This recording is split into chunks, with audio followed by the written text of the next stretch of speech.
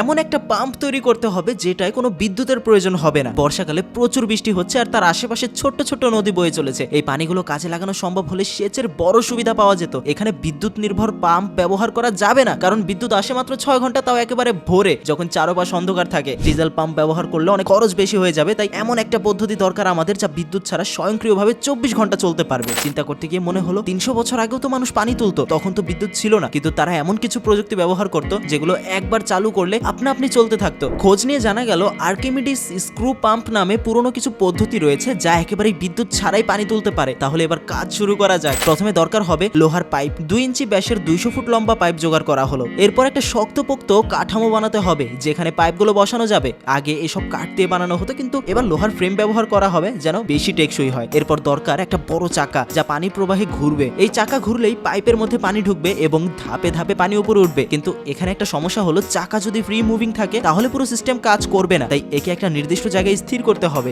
এজন্য বেয়ারিং লাগানো হলো যাতে চাকা সঠিকভাবে বসে যায়। এবার আসল কাজ হলো চাকার সাথে একটা স্পাইরাল পাম্প লাগানো যাতে করে পানি ধাপে ধাপে উপরে উঠতে পারে। যখন চাকা ঘুরবে তখন এই পাইপের মধ্যে পানি ঢুকবে আর তখন সেটা ধাপে ধাপে উপরে উঠতে শুরু করবে। একবার পানি ঢুকে গেলে সেটার গতি আর চাপ নিজেই এই প্রক্রিয়া সচল রাখবে। বিদ্যুৎ ছাড়াই স্রোতের শক্তি কাজে লাগিয়ে পানি টানা উপরে উঠতে থাকবে। প্রথমে ছোট আকারে পরীক্ষা করা হলো, দেখা গেল সত্যি কাজ করছে এটা। এবার নদীর মধ্যে বসাতে হবে। সরাসরি বসালে সমস্যা হতে পারে, কারণ পানির প্রবাহ ঠিকভাবে ফোকাস না হলে গতি কমে যেতে পারে। তাই এই জলপ্রবাহের একপাশে একটা বাঁধের মতো তৈরি করা হলো যাতে পানির প্রবাহ একটা নির্দিষ্ট জায়গায় কনসেন্ট্রেট করা যায়। এতে পানির চাপ আরো বেশি হয়ে গেল। সবকিছু ঠিকঠাক সেট করে পাম্প চালু করা হলো। শুরুতে আস্তে আস্তে ঘুরছিল, কিন্তু ধীরে ধীরে পানির প্রবাহের কারণে গতি পেল। এবার দেখা গেল পাইপের মধ্য দিয়ে পানি উঠতে শুরু করেছে। পুরো সিস্টেম ঠিকঠাক মতোই চলছে। এই পুরো পদ্ধতিটি একদম প্রাচীন প্রযুক্তি, কিন্তু আধুনিক সমাধান। খুব সুন্দরভাবে এটা এক নাগারে পানি দিয়েই যাবে। কোনো অতিরিক্ত রক্ষণাবেক্ষণেরও দরকার নেই। বিদ্যুৎ ছাড়াই সেচের সমস্যার সমাধান হয়ে যাবে। ভিডিওটা শেয়ার করে দিতে পারেন আপনার সকল বন্ধুদের সাথে। লাইক এবং ফলো করে সাথেই থাকুন জুম বাংলার।